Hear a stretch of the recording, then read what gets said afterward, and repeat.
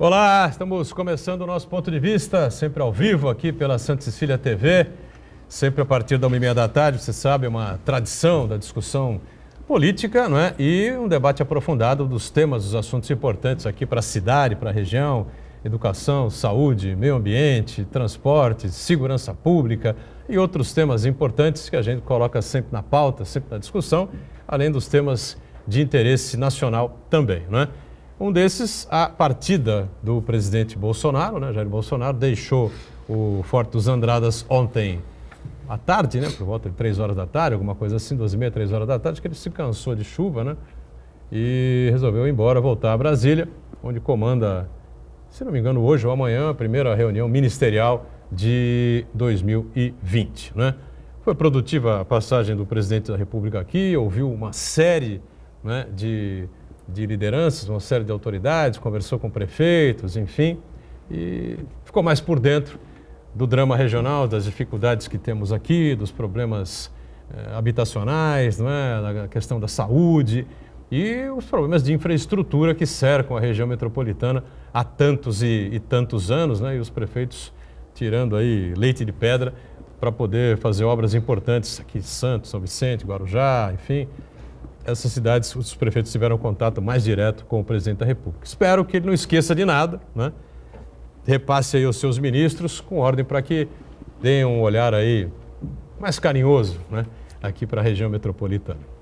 Segunda a sexta-feira, 8 da noite, você confere aqui na Santa Cecília TV a reprise, né, do Ponto de Vista para acompanhar também, se você evidentemente perdeu o programa no horário ao vivo. Aqui à minha esquerda, com muita satisfação, recebendo mais uma vez o advogado da área criminal, Matheus Cury, que colabora com a gente nesta edição. Prazer recebê-lo. Tudo bem, Matheus? Prazer é meu, Edgar. Obrigado mais uma vez pelo convite e estamos à disposição para esclarecer os telespectadores. Muito obrigado. Obrigado a você. Obrigado também ao Dr. Frederico Messias, juiz da 4ª Vara Civil aqui de Santos, que participa, colabora aqui com a gente, vai trazer aí uma série de explicações a respeito de assuntos ligados aí à área jurídica, né, do país. Prazer recebê-lo também. Tudo bem, Frederico? Tudo bem, Edgar. Prazer participar, doutor Matheus. É o primeiro do ano e a gente está à disposição para esclarecer e para tratar de assuntos do Poder Judiciário e do cenário nacional em geral, né? Muito bem, obrigado também ao Frederico Messias e na ponta o Marco Santana, atento aí às redes sociais, às nossas transmissões aqui do Ponto de Vista e a sua participação sempre importante conosco. Tudo certo aí, Santana? Tudo certo, boa tarde a todos. É sempre bom receber o Matheus Cury e o doutor Frederico, porque nos dias de hoje o que mais tem na internet, principalmente, são especialistas em direito, né? Então é bom a gente trazer realmente pessoas que realmente entendem do assunto para informar a nós aqui da bancada e você que nos acompanha aí na sua casa. Eu quero cumprimentar você que nos acompanha ao vivo, a participar também do programa, mandando sua pergunta, crítica, sugestão pelo Facebook. Ponto de Vista com Edgar Buturão ou então por e-mail, contato@pontodevista.tv.br. O programa também pode ser acompanhado ao vivo pela internet, santaportal.com.br/tv. As edições anteriores do Ponto de Vista ficam disponíveis na internet também, no nosso canal no YouTube e na nossa página no Facebook. E você que nos acompanha na reprise às 20 horas, uma boa noite. Sempre o nosso boa noite para você que está na reprise. O mantra, não é? O programa ao vivo acaba às 2h30 da tarde, até a reprise que começa só às 8. Muita coisa pode acontecer ou deixar de acontecer na confusa República Brasileira. E o Le Monde aí questionando a recuperação econômica do Brasil, né? Evidentemente que Paulo Guedes tem que provar isso que está falando aí, que o Brasil entra em recuperação, até porque ele vai a Davos representar o governo brasileiro e lá vai ser questionado. Não sei que provas, que argumentos que ele vai usar para mostrar aos investidores do mundo inteiro que é uma boa trazer o seu dinheiro para cá. Que é uma boa, né? O que tem de obra e a questão de infraestrutura para se fazer no país é uma coisa gigantesca, né? Mas fica sempre aquela dúvida aí com relação a questões políticas, a questões jurídicas, enfim, né? E fica essa situação meio complicada. Agora o Le Monde também podia olhar bem, voltar os olhos para a situação da França, né? Porque o momento que passa o presidente Macron é dos piores, né? A avaliação dele deve estar lá por baixo, lá de uns 5%, 6%, qualquer coisa assim. O que prometeu não cumpre, o que queria cumprir não vai fazer. Agora a questão da Previdência acabou se rendendo aos principais sindicatos. Enfim, olha, uma confusão danada, não sei onde vai parar. Se é que ele vai terminar o mandato dele lá na França, viu? Muito bem. E aqui nós temos uma polêmica, uma dúvida, né, gigantesca. Ninguém sabe se isso vai realmente funcionar, se não vai, se vai ser colocado em prática agora, ainda neste mês de janeiro, como está previsto ou não, que é citar o juiz de garantias, né? Foi aprovado recentemente pelo Congresso, lá no pacote anticrime do juiz, o ministro, na verdade, né, Sérgio Moro. O Moro que não havia previsto isso, né? Não havia colocado nada sobre juiz de garantias no projeto de lei que enviou ao Congresso. Mas, pelo jeito não, né? O Congresso enfiou lá, goela abaixo do ministro Moro, essa questão do juiz de garantias. Isso quer dizer exatamente o quê? Para que as pessoas entendam bem, para a gente deixar bem claro, já que temos especialistas aqui na mesa, como lembrou o Santana, né? O pessoal que fica chutando aí pelas redes sociais, um monte de bobagem. A gente tem aqui o Frederico Messias, juiz, Matheus Cury, advogado criminalista, experiente também, para explicar exatamente o que é que significa essa coisa do juiz de garantias. Olha, Edgar, eu vou deixar a explicação técnica para o especialista na área criminal, que é o Dr. Matheus Cury. Mas eu queria dar uma pincelada e trazer alguns pontos, até para que a gente possa fomentar junto ao Matheus o debate desse tema. As associações de juízes se posicionaram contra o juiz de garantias, já há ações ajuizadas no Supremo Tribunal Federal questionando esse modelo. O que eu falo? Eu acho que o problema não é o modelo em si, mas como ele foi imposto pelo Congresso Nacional como uma resposta principalmente o episódio Telegram, daquele vazamento, das conversas entre o então juiz Sérgio Moro e o pessoal da Procuradoria da República, do Intercept Brasil, e uma resposta também à própria atuação firme do juiz Sérgio Moro na condução dos processos da Lava Jato, e aí então se aproveitou dessa fragilidade que foi o vazamento daquelas conversas para então se impor este modelo do juiz de garantias, e aí talvez tenha sido o erro de uma falta de um debate mais aprofundado sobre esse tema, de uma falta de tempo para uma estrutura adequada para a implantação desse modelo, que, na minha visão particular, não é um modelo ruim, acho que é algo válido.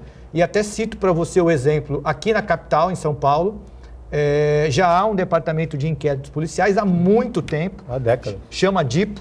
São juízes designados pela presidência do tribunal que cuidam dessa parte da investigação, de modo a separar o juiz da investigação daquele juiz que vai ser efetivamente o responsável pela sentença do processo. Então vejam que é um modelo que já existe aqui em São Paulo e que funciona bem há muito tempo.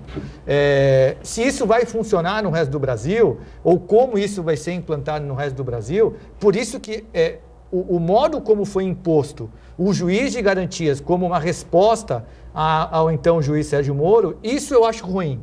Então nós precisaríamos de um debate maior, um aprofundamento maior em termos de estrutura, ouvir as associações de juízes, ouvir o próprio CNJ, ouvir a OAB, para saber como é que nós vamos implantar esses modelos, por exemplo, em cidades pequenas do Nordeste do país, onde mal se consegue o próprio juiz da vara, em que não se tem sequer o juiz da vara. Como é que eu vou ter um modelo de juiz de garantias? Esse modelo vai ser, então, como é em São Paulo, com núcleos especializados à distância? Como é que vai ficar essa questão? Isso então, não está definido ainda. Não está definido, não tem essa definição. O CNJ tem trabalhado num grupo para a criação e implementação desse modelo, mas a gente sabe que nós vamos esbarrar sempre na dificuldade de pessoal, de custo, enfim, a questão financeira que vai impedir uma efetiva implementação em alguns lugares do país. Bom, então, estruturalmente já é um problema danado, né? Sim. Você implantar o juiz de garantias nos centros menos abastecidos financeiramente, vamos dizer assim. O Estado de São Paulo tem até possibilidades, enfim, de você conseguir fazer direitinho, né? Nos outros estados, uma enorme interrogação. Aqui em Santos, desculpa, imagina. O Matheus pode falar também, nós temos também um departamento de execuções criminais. Aqui em Santos, um grupo de juízes, são acho que 3 ou 4 juízes que são designados pela presidência e que cuidam das execuções criminais aqui da região administrativa de Santos, DECRIM. Talvez possa se usar esse próprio modelo do DECRIM para cuidar, para servir de juiz de garantias da região aqui da Baixada Santista. E esse modelo ser replicado em outras regiões do estado de São Paulo. Mas o estado de São Paulo é um estado que tem essa possibilidade. Será que todos os estados, em todas as localidades, isso será possível? Acho difícil. Não tem dúvida nenhuma, né? O Frederico Messias deixou bem claro aqui de que a opinião dele é a minha também, acho que é do Santana, acho que é do Matheus, enfim, que o Congresso aprovou isso, enfiou goela abaixo isso, por conta da atuação do juiz Sérgio Moro no processo da Lava Jato, aquela relação que ele tinha com os procuradores, enfim, aquela coisa, me traz prova de não sei o quê, porque isso aqui não sei o quê, não convoca não sei o quê, porque senão vai atrapalhar não sei quem e tal. Essa relação ficou muito dúbia, não é? Se isso realmente é uma relação saudável numa investigação criminal, até porque é a maior investigação, acho que criminal da história, né, do Brasil, o rombo monstruoso de dinheiro público que aconteceu, né, Matheus? Agora, então, a parte técnica, explica tecnicamente aí como é que deve funcionar, né, o juiz de garantia, não sei se vai funcionar. Primeiramente, parabenizar o doutor Frederico Messias, que foi pontual, concordo também, você também, Edgar, falou com muita propriedade, que realmente foi uma resposta do Congresso Nacional, isso não tenha dúvidas, e isso realmente é um erro, né? No entanto, o juiz de garantias, ele já vinha sendo discutido nos anteprojetos do Código de Processo Penal, da alteração do Código de Processo Penal. Nós tivemos duas mudanças substanciais no Código de Processo Penal, uma em 2008 e outra em 2011. Em ambas as situações, nos seus anteprojetos já estava previsto o juiz de garantia, que acabou na época não sendo aprovado pelo Congresso. Então, é claro, pode não ter havido uma discussão recente e ideal para a implementação do juiz de garantias nesse projeto de lei. Mas isso já era uma vontade do Congresso, até para adequar a legislação processual à própria Constituição Federal.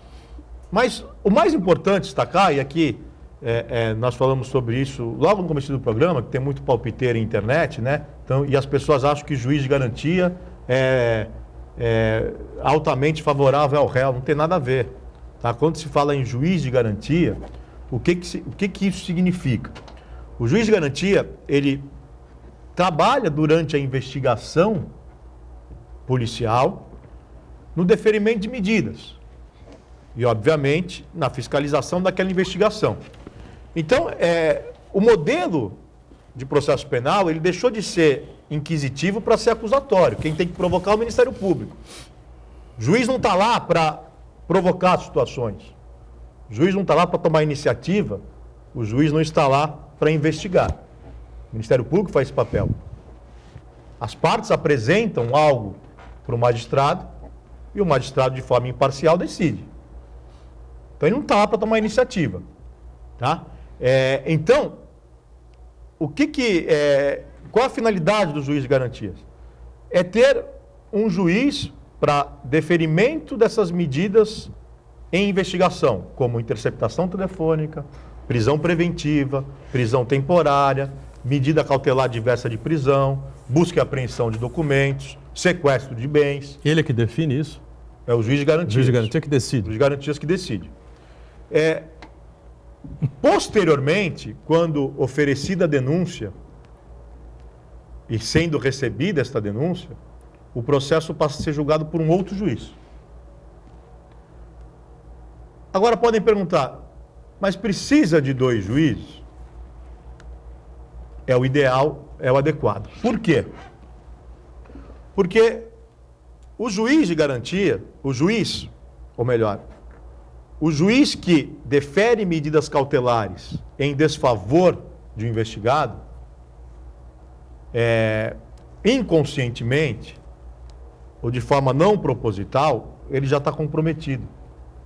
Por quê? Porque a partir daí já começa um embate, por exemplo, entre a defesa e o magistrado. Na revogação da medida de prisão preventiva, porque o advogado pode entender que ela foi abusiva, porque não foi fundamentada. Na interceptação telefônica, porque foi deferida sem justificativa legal. Foi autorizada, por exemplo, a manutenção, a prorrogação dessa interceptação de forma ilegal. Isso acontece. Há erros judiciários que precisam ser corrigidos. E esse embate já compromete a imparcialidade do juiz. Até para justificar lá na frente a interceptação telefônica ou para justificar a prisão antecipada, ele se vê, muitas vezes, tendente a condenar. Não todos, obviamente. E não em todos os casos, obviamente. Mas em alguns casos, sim. Então não tem nada demais. Quando se fala em juiz de garantia, não é para defender o réu, não é para ser benéfico ao acusado, não, é para manter a imparcialidade. Um juiz vai dar essas medidas e um outro juiz vai julgar sem ter esse comprometimento com o que foi apurado na investigação. Porque, vamos levar como exemplo a relação, e depois todos nós ficamos sabendo, e eu digo relação espúria, não, a relação foi espúria, mas não, eu não digo desonesta, mas foi espúria, entre o Dallagnol e o Sérgio Moro, por exemplo. Né? O Sérgio Moro dando dicas de como fazer aquela investigação, de quando pedir, que momento. Não é que o promotor não possa conversar com o juiz. Pode, advogado também pode, todo mundo pode conversar com o juiz. O juiz é um servidor público e está lá para receber as pessoas. Né? Mas não pode haver essa relação espúria, de combinar que momento vai fazer, como vai fazer, de ser aconselhado. Né? Isso compromete. Olha, se a investigação está comprometida, quiçá o processo penal lá na frente. Muito bem. Diga, Santana. Eu acho que o grande problema que faz a gente discutir essa questão é o casuísmo provocado, né, por conta da atuação do juiz Sérgio Moro, ali em tabelinha com os procuradores da Lava Jato em Curitiba.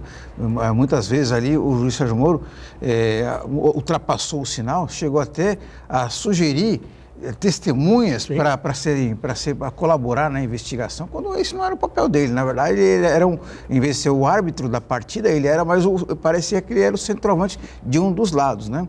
Então, essa é a grande preocupação nesse debate, porque a gente acaba se definindo uma nova lei por conta de um caso específico, quando, na verdade, ela vai ter uma amplitude geral, né? E a gente não discute, né? Porque pelo menos quem aprovou a lei não discutiu como na prática ela vai ser aplicada, né? Se realmente os fóruns do Brasil, o Frederico Messias lembrou muito bem que muitos fóruns pelo Brasil não tenha sequer um juiz na sua comarca, né? Então como é que funcionaria isso daí? Se também, não só o juiz, mas toda a retaguarda que o juiz precisa para dar atendimento a esses casos. E por outro lado, o presidente Jair Bolsonaro acabou sancionando essa parte da lei aprovada pelo Congresso, contrariando o juiz Sérgio Moro, por conta também de um casuísmo, porque ele percebe que isso aí pode acabar afetando o próprio caso do filho dele, que está envolvido até o pescoço aí com problemas de corrupção, com denúncias muito sérias aí que precisam ser apuradas, e as investigações indicam que vão chegar a ele aí com um modo muito traumático, né? Então, na verdade, o juiz Sérgio Moro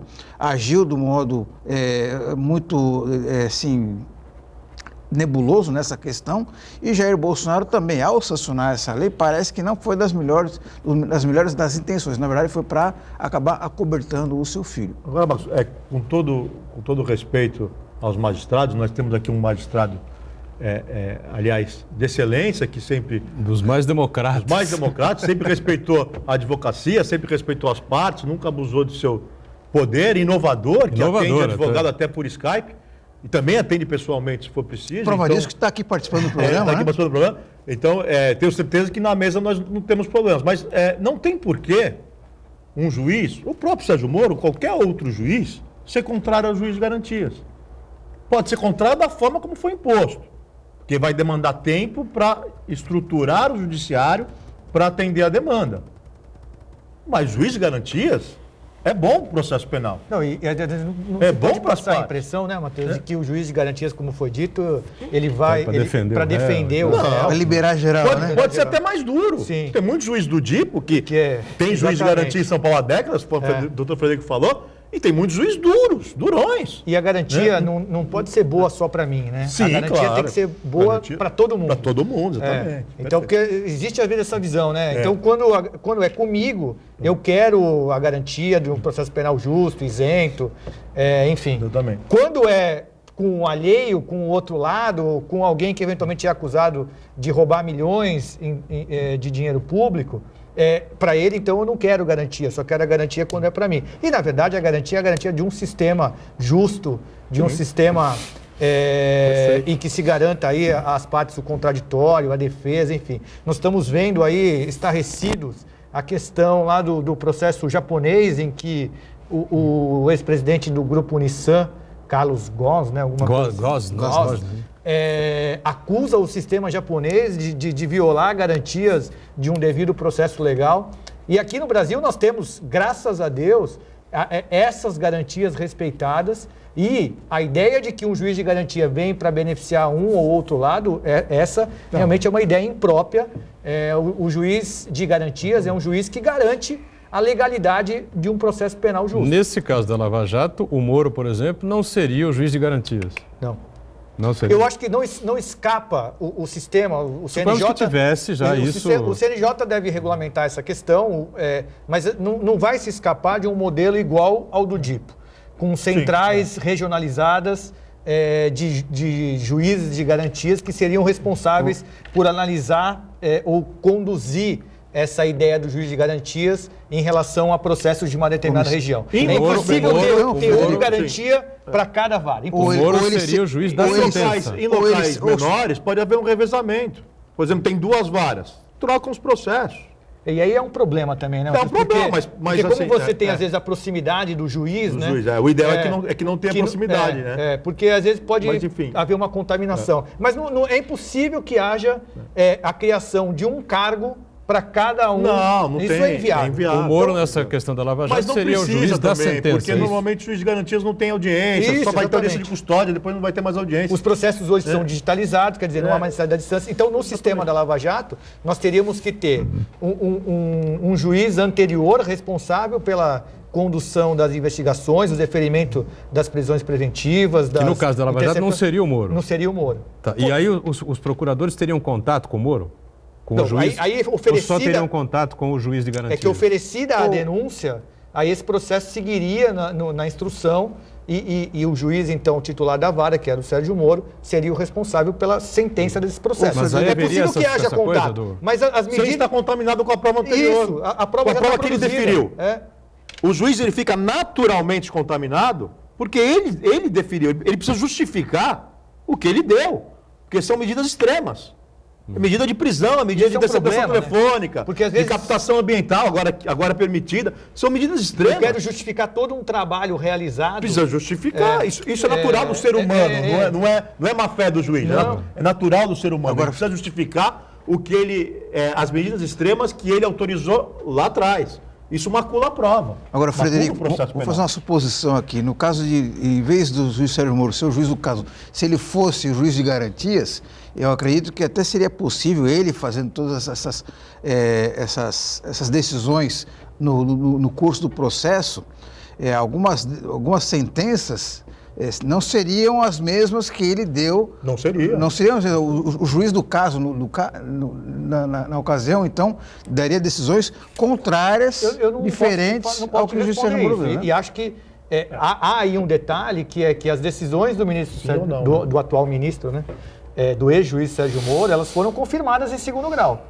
Né? Então, todas essas exceções, algumas exceções, mas a grande maioria das decisões dele, pelo menos na questão de fato, elas foram confirmadas por um tribunal. O que indica que se chancelou as decisões que foram tomadas por ele. Mas é um exercício aí hipotético, muito abstrato, imaginar que um outro juiz decidiria diferente caso o Sérgio Moro fosse juiz de garantia. É indiscutível. Nós não estamos discutindo aqui propriamente os fatos. A forma como a coisa foi conduzida. Né? Agora, é aquilo que eu disse, não tem porquê qualquer magistrado discordar do juiz de garantia por discordar, porque por que o magistrado quer investigar? Por que ele quer tomar a frente dessa questão até o final? Qual é a diferença? Né? O que importa é manter a hombridade, a imparcialidade, a dedicação, né? E fazer justiça. Vamos para o nosso intervalo. Já já a gente segue aqui com o ponto de vista, em instantes. Muito bem, seguimos na sequência aqui do nosso ponto de vista. Matheus Cury conosco, advogado da área criminal, o nosso juiz Frederico Messias, da 4ª Vara Civil aqui de Santos, e o Marcos Santana atento aí às informações, ao que acontece aí pelas redes sociais e pelo mundo, né? Bom, só para lembrar, essa questão do juiz de garantias, aprovado pelo Congresso Nacional no pacote anticrime do Sérgio Moro, que não teve essa ideia, não colocou no pacote, né? Acabou indo goela abaixo, o presidente Bolsonaro sancionou e deverá entrar em vigor agora dia 23. Eu acho que isso vai acabar sendo retardado, né? Jogado para frente, não sei, né? Porque senão vai ficar aquela confusão toda que nós estamos falando aqui, né? Frederico, vai acontecer que as varas de mais capacidade, as cidades de maior capacidade, o estado de São Paulo, não sei se o estado do Paraná, talvez, Santa Catarina, não sei, enfim. Agora, e o Brasil inteiro? Não vai conseguir cumprir essa determinação, né? Então, eu acho que isso vai ter que ser... Ou a lei não vai pegar, né? E se não pegar a lei, como é que faz? A lei vai pegar, ela vai ser implementada, mas é claro que com marcas menores há de se dar um tempo maior. Isso o CNJ deve regular, né, através de portarias, provimentos, e cada tribunal também de cada estado deve... CNJ que é presidido pelo presidente do Supremo, né? Pelo Dias Toffoli atualmente. Não vi nenhuma declaração dele. Não, há um grupo criado. Há um grupo que vai estudar isso? Há um grupo criado então, no CNJ. Com certeza, isso deverá ser jogado um pouco mais à frente. Né? É claro, talvez em comarcas muito distantes, talvez em outros estados mais com menos dinheiro, haja alguma dificuldade. Mas acho que em estados maiores, como São Paulo, Rio, Minas Gerais, acho que nós não temos... Eu acho, né? E o doutor Frederico tem mais propriedade até para falar sobre isso, porque... Aqui em São Paulo nós estamos... Mas eu acho que não tem dificuldade de implementar. O estado está dividido em 7 regiões administrativas, e eu acho que cada uma delas tem o seu departamento de execuções criminais. Eu acho que a saída passa por aí, com certeza. Agora, não é retroativo o juiz de garantias. Então, no caso específico da Lava Jato, que é a maior operação de combate ao crime da história, sei lá, não sei se do mundo, mas do Brasil com certeza, né? Alguns que foram condenados, vários, tantos e tantos foram condenados, sem juiz de garantia. Agora vão ver aí outros casos sendo investigados e condenados, porque a Lava Jato não acabou, né? Ela vai seguindo aí num ritmo menor, meio a conta-gotas aí, mas vai seguindo, né? E os que foram condenados sem o juiz de garantias vão ver agora outros sendo investigados e sendo julgados com o juiz de garantias. A lei processual penal, ela tem vacância, ela vigora imediatamente, ela não retroage, né? Então, ela é aplicada nos casos em andamento desde que esteja nessa fase. Sim. Então, as investigações que estão em andamento, os inquéritos que estão em andamento devem, a partir do dia 23 de janeiro, devem ser presididos por um juiz de garantia. Né? Nós temos o caso do Renato Duque, preso preventivamente desde 2015. Vai ser julgado provavelmente. Vai incidir agora a questão do juiz de garantias, se ele permanecer preso até dia 23 de janeiro próximo. Né? E os outros que foram condenados não podem alegar olha e tal. Não retroage porque a matéria é processual penal, ela não retroage, ela só daqui para frente. Muito bem, vamos aguardar para ver se então é possível a implantação do juiz de garantias até o dia 23, no Brasil inteiro com certeza não será. Pois não, então. Aproveitar a participação do Frederico Messias e do Matheus Cury, são 2 especialistas em direito. Eu queria colocar em questão aqui um assunto que vai ter muito mais repercussão. No começo do programa eu falei que na internet existem muitos especialistas de Facebook e WhatsApp, né, que as pessoas se acham no direito aí de dar opiniões sobre tudo, inclusive sobre o direito. Mas por outro lado também, com a internet, a gente também começou a ter acesso à opinião e pareceres de muitos especialistas, né, que as pessoas realmente entendidas, muitos juristas, e a gente começou a perceber também algumas decisões esdrúxulas do Poder Judiciário, né, porque até então, algumas décadas atrás, o juiz era aquele todo poderoso, perdão da palavra, Frederico, mas o juiz era todo poderoso que era completamente inquestionável, né, então muitas vezes quando ele cometia um deslize ou uma má interpretação, isso aí acabava não tendo muito alcance, né, e agora, com a internet, inclusive com vários jornalistas especialistas, né, na cobertura do Poder Judiciário, Posso até citar aqui o Eduardo Veloso, que é o nosso colega aqui do Jornal A Tribuna. Um bom profissional. Fausto Macedo. Que né, também é advogado. Veloso.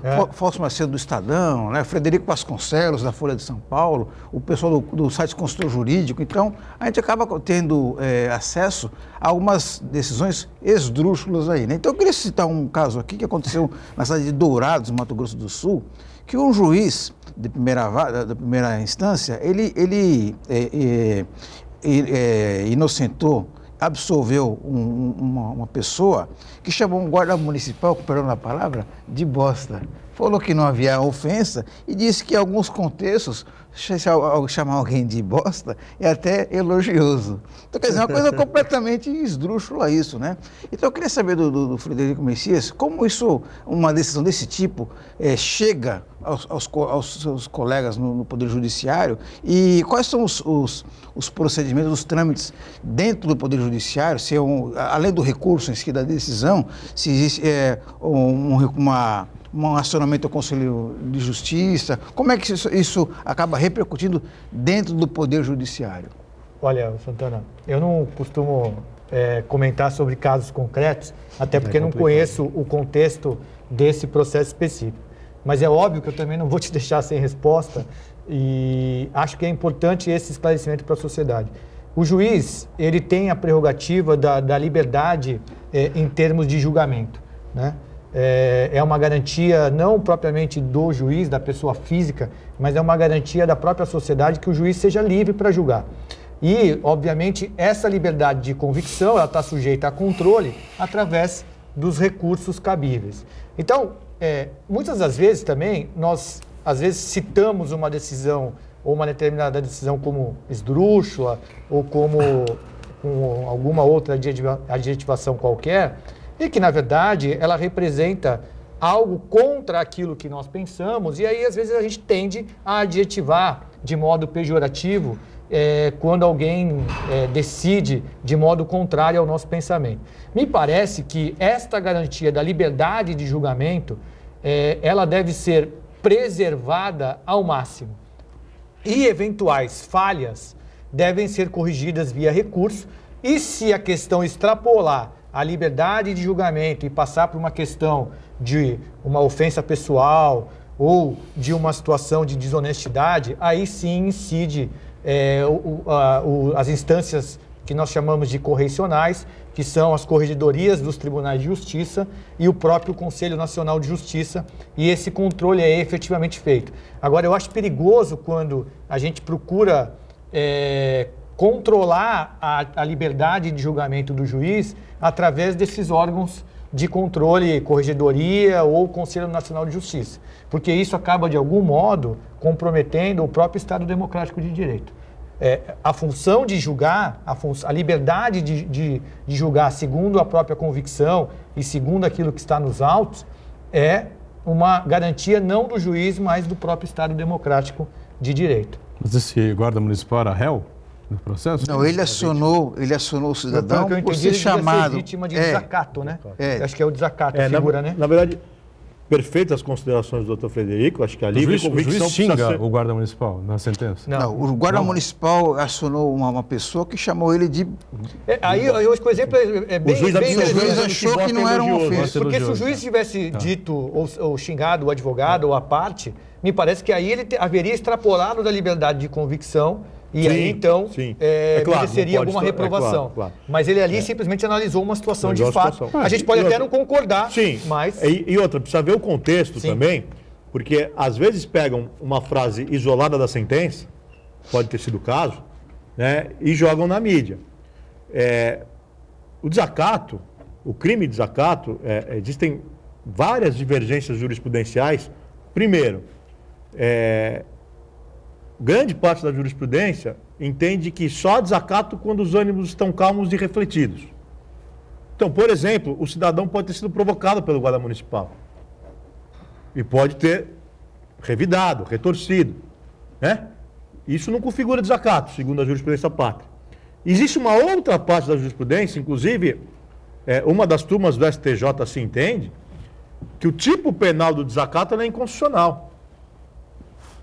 Então precisa ver o contexto do que foi decidido na sentença penal. Porque às vezes o juiz fala isso dentro, numa frase isolada, e depois decide, ou pela inconstitucionalidade do desacato, ou por não estarem os ânimos calmos e refletidos e ter sido aquilo apenas uma retorção por parte do réu. Por que parte da jurisprudência entende que o crime de desacato é inconstitucional? Porque não haveria motivo para ter essa diferenciação entre funcionário público e particular. Por que quando eu xingo o Edgar Boturão é crime de injúria e quando eu xingo um funcionário público é desacato? Não haveria motivo para essa diferenciação. Então seria crime de injúria e não desacato. Então precisa ver realmente qual foi a decisão do magistrado, porque isso pode estar isolado dentro do contexto da própria decisão. E aquilo também, independente disso, no caso aqui, existe o duplo grau de jurisdição. que é para corrigir. Foi um conflito entre um guarda municipal e um cidadão. Não, eu digo, esse conflito pode ter sido... O cidadão pode ter sido provocado pelo guarda e ter simplesmente... E houve uma animosidade ali e o cidadão chamou o guarda municipal de... Eu queria fazer uma... você falou aí dos vários especialistas da internet, né? Mas o Humberto Eco também disse que a internet deu voz aos idiotas. Exatamente. Né? E, na verdade, enfim, a gente, quando fala de internet, ou quando fala dessas liberdades novas que nós temos, tem o ônus e o bônus, né? Então, se nós gostamos da internet livre, obviamente nós temos que conviver, com algumas opiniões ou algumas manifestações que para nós pode parecer absurdo, mas enfim, faz parte do ônus dessa liberdade. Mas eu acho que nós vivemos uma era, viu, Santana, de o que eu chamo de bagunçamento. As pessoas acham que hoje não precisa de regra para nada. Então, eu não preciso mais do corretor de imóveis para alugar o imóvel, eu vou lá, eu diretamente alugo, não tem controle nenhum, eu não sei mais quem entra no meu condomínio ou quem não entra, entra uma pessoa a cada 2, 3, 4, 5 dias, tudo bem, as pessoas gostam disso. Né? Eu invisto o meu dinheiro hoje diretamente, sem uma regulação de mercado, as pessoas pagando ou prometendo pagar valores absurdos, e as pessoas acham lindo porque não há regulação de mercado nesse ponto, e essa é a ideia. Quando nós falamos de mobilidade, bom, então eu não preciso regulamentar nenhum tipo de aplicativo também, pode despejar 200 mil carros novos nas ruas, sem controle nenhum, que está tudo lindo, faz parte dessa nova ideia de liberdade. Hoje você abre a sua garagem, tem um patinete na porta da sua garagem. É um patinete, é uma bicicleta, está tudo bem, faz parte dessa onda de liberdade geral. E a gente sabe aonde essa liberdade sem controle vai levar. Então, eu acho que é preciso a gente repensar alguns modelos, porque esse modelo de liberdade geral não funciona, pelo menos na vida em sociedade. E essa coisa que o Frederico tocou aí, de sujeito investir dinheiro aí meio que a livre, a solta, escutando promessas aí milagrosas, né? Cara que oferece 3% ao mês, se você investir não sei quanto, se investir mais um pouco dá 4% ao mês, se for a tal valor 5% ao mês, isso gerou um prejuízo enorme, né? Eu diria até gigantesco, a uma série de pessoas aqui pela cidade de Santos, em outros lugares do estado e pelo Brasil afora, né? São casos aí, as tais pirâmides que eram disfarçadas de operações com a moeda Bitcoin, né? E a gente tem uma série de situações criadas aí, uma série de advogados que conseguiram liminares na justiça, enfim, e quando foram abrir as contas, foram aos bancos, né? Abriram as contas estavam zeradas e os clientes perderam lá 100 mil, 500 mil, R$1 milhão, gente que vendeu carro, vendeu imóvel e tal, achando que estava fazendo um grande negócio. Esse é o assunto para a gente discutir já. Intervalo.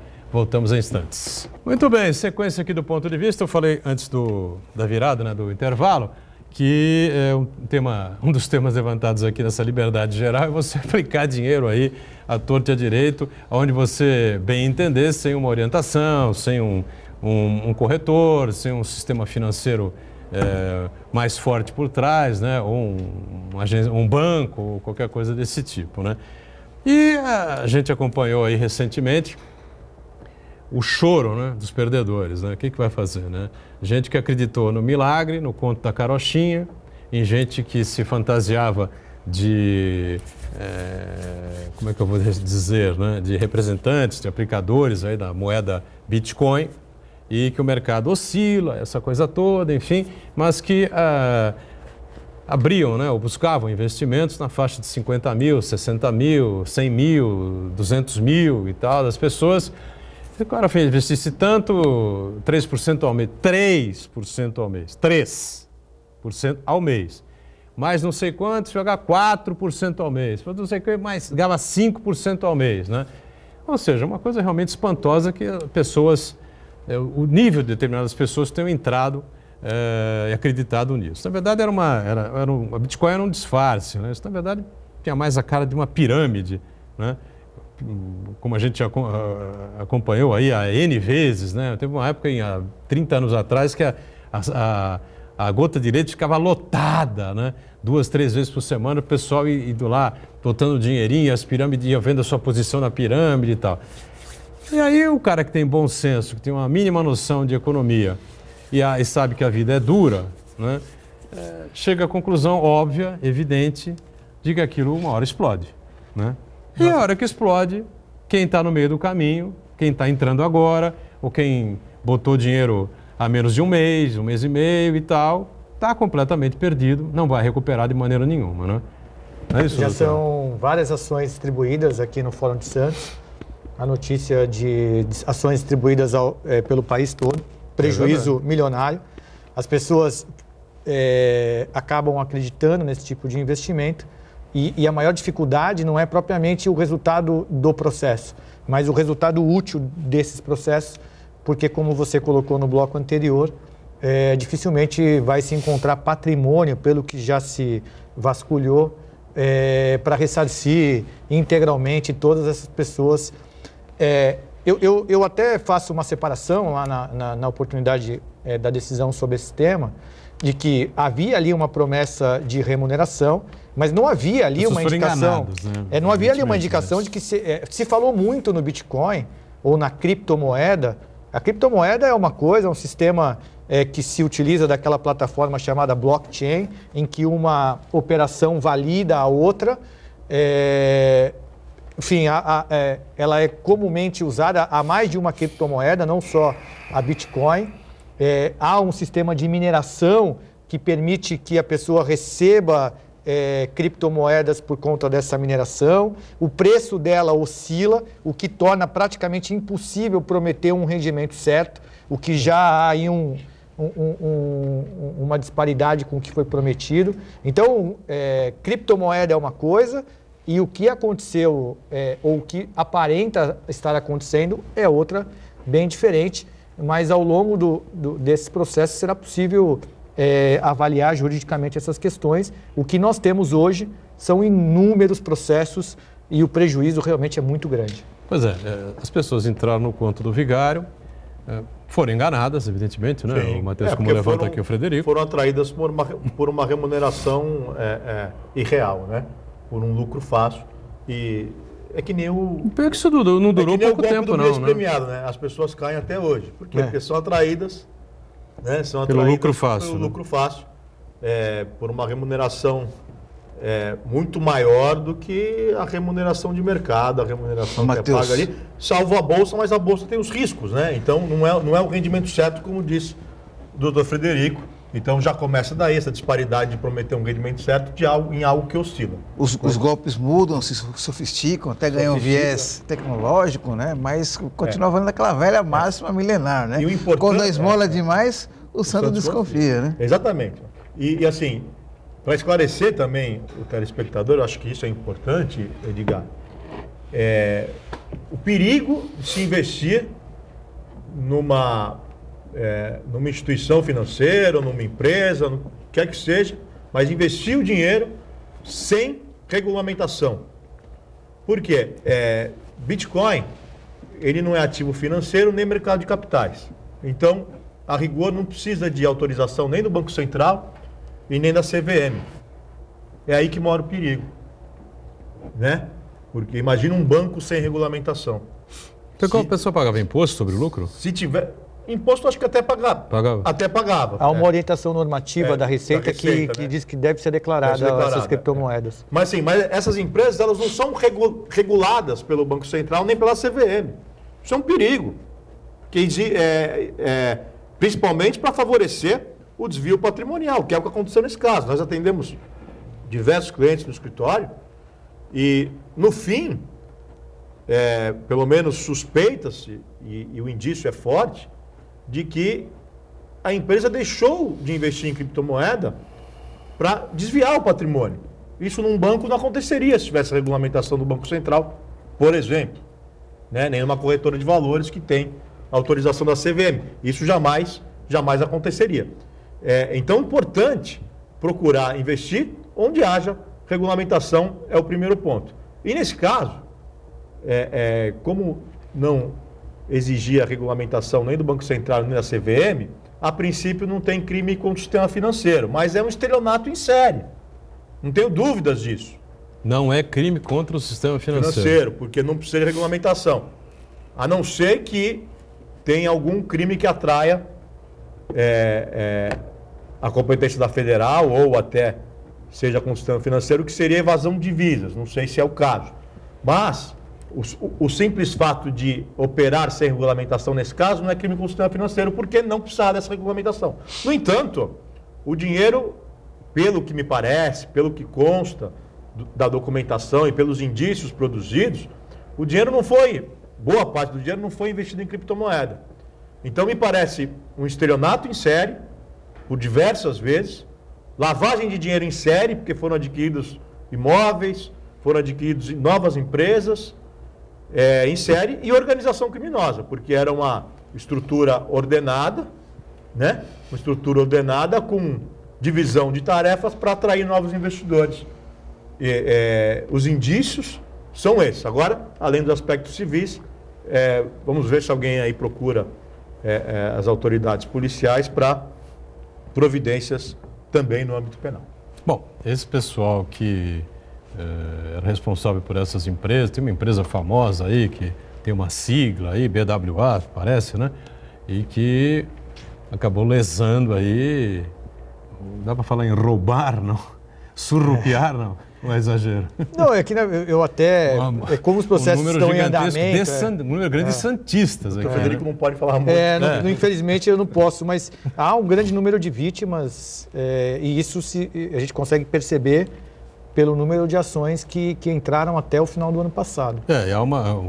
As informações que a gente tem aí que os sócios saíram do país, né? Tem gente na Europa, tem gente nos Estados Unidos, tem gente, sei lá mais aonde, né? E agora seria necessário formar patrimônio, caçar o patrimônio dessa gente, né? E hipótese de prisão preventiva, se tiver procedimento penal instaurado, essa fuga do país é hipótese de prisão preventiva, porque uma das... Mas aí teria que se pedir o quê? Pela Interpol? Porque Polícia Federal, Interpol, é isso? Teria alerta, né? Interpol, porque um dos requisitos para a decretação da prisão é frustrar a aplicação da lei penal. E quando a pessoa foge, ela pretende frustrar a aplicação da lei, se esse for o objetivo e se isso realmente ocorreu. Então não há dúvidas da prática de diversos crimes e se tiver um procedimento penal instaurado, é caso de prisão, decretação da prisão preventiva. Porque várias liminares foram concedidas, né, Frederico? A gente está sabendo disso. Alguns advogados, né? Não sei se o Matheus já tem algumas dessas também, né? Essas são liminares em processos cíveis. Cíveis, né? Então são processos, como você falou, que buscam ali bloqueio de bens, as contas bancárias, imóveis, veículos. São processos unicamente patrimoniais, né? De cunho civil. Isso não tem nada a ver com a investigação criminal. E se tiver investigação criminal, o juiz de garantia pode decretar o sequestro de bens. Agora, essas liminares estão sendo concedidas aí, eu tenho informação aqui de Santos e de algumas cidades aí no interior de São Paulo, acho que capital, enfim, devem ter N liminares já dadas aí, sim. N contas abertas nos bancos, enfim, por conta das liminares judiciais, e as contas estão todas zeradas, né? Ou seja, o pessoal sumiu com o dinheiro e agora quem fez o investimento... quebrou a cara, né? É aquele perigo de investir numa instituição sem regulamentação, né? Que se fosse uma instituição regulamentada, teria pelo menos o crédito garantidor, que hoje acho que gira em torno de R$200 mil. Agora, para sair a caça dessa gente, é preciso que um juiz determine criminalmente, é isso? É preciso que haja indícios materialidade de crime, indícios de autoria, né? E que estejam presentes circunstâncias que autorizem uma medida extrema, uma medida cautelar. Então, acho que aí, se evidenciado o ilícito, é claro que há motivação suficiente para sequestrar os bens, há motivação suficiente para decretar uma prisão preventiva ou, ao menos, medidas cautelares alternativas à prisão para garantir o processo, né? Uma eventual busca e apreensão nos computadores. Então, acho que, havendo indícios de ilícito, né? Desde que comprovada a materialidade e haja ao menos indícios de autoria, e cautelaridade, necessidade, conveniência, o juiz penal, o juiz de garantia nesse caso, deve decretar essas medidas para salvaguardar o processo e salvaguardar os interesses das vítimas. Fala-se num prejuízo aproximado de 150, 160 milhões de reais aqui por Santos, né? Pelo menos é o que eu ouço falar, evidentemente não dá para a gente fazer essa conta Eu ouvi dizer, corretamente, mas são números geral, que as pessoas até jogam, mais que isso, né? Que seriam 600 milhões no Brasil inteiro, mas não sei realmente. De uma empresa só? De uma empresa só. Realmente é uma coisa fantástica, né? E pelo que a gente sabe, os escritórios foram esvaziados, né? Largaram aí o escritório que eles tinham para escritório teoricamente de trabalho, né? Entre aspas, de trabalho. Porra, que beleza, hein? Então, meu amigo, o cara bota 500 pau num banco, né? Quanto? Num banco não, 500 pau numa empresa dessa, 5% ao mês. Quanto é que dá essa brincadeira? 25 mil reais. Tá bom, né? Uma delícia. 25 pau por mês, fazer nada. Vai trabalhar, né, Edgar? Pô, vende não vai fazer nada, vai pagando as contas vende e tal. imóvel, vai morar de aluguel, vai trabalhar pra quê? Será possível que dá pra acreditar numa coisa dessa, cara? Será que, né? Choveu na minha horta, assim, o cara apareceu pra resolver minha vida do nada e tal, assim. Olha que coisa espantosa. Então, lógico, fica a crítica aqui, né? Fica a crítica aqui a quem fez esse tipo de investimento também, né? Evidentemente que... não vamos inverter a culpa, porque vamos foi enganado. inverter a culpa, foi enganado. Foi atraído foi atraído por uma rentabilidade completamente fora da realidade, concorda? Sim. Não existe isso, né? Agora, além disso, o que o pessoal pode fazer? Procurar advogado, não é isso? E entrar, a orientação correr lá né? para o fórum na vara a quarta vara. Medidas civis e criminais, né? Procurar o seu advogado, né? E... Quem não procurar não vai receber. Quem procurar pode receber ou não. Quem não procurar certamente não receberá. Né? E aí as medidas são essas. Você entra criminalmente. Ou não? Criminalmente e civilmente. Civilmente também. Faz, eu trato da parte penal, mas o meu irmão, Maurício, ele trata da parte civil, junto com outros advogados lá do escritório. E aí, Marcos Santana? A coisa tá feia, né? Realmente delicada, né? Como eu falei no bloco anterior, os golpes eles vão se sofisticando, né? Vão ganhando requintes de tecnologia, né?